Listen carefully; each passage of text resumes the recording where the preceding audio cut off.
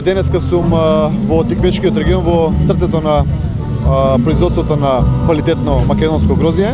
Сакам да им го честитам на сите лозари и на овоштарите во Република Македонија овој голем празник, да посакам успешна и берикетна година, да биде плодна годината и се надевам дека во наредниот период ќе креираме многу подобри политики кои што ќе значат подобро и поквалитетно земјоделско производство, односно производство на винско грозје во Република Македонија. Како ги коментирате овие шпекулации, обвинувања од земјоделците за нетранспарентен начин на распределба на државното земјиште? Како дополнителен заменик министер, имате ли информации во таа насока? Видете, она што јас постојано го говорам, го потврдуваат и самите земјоделци.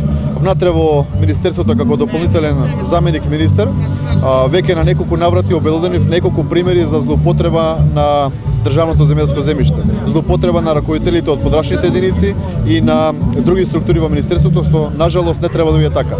Она што можам да го гарантирам дека во наредниот период оваа неправда ќе биде исправена, а секако што се огрешил пред законите во Република Македонија, крајно време е да одговара за своите постапки.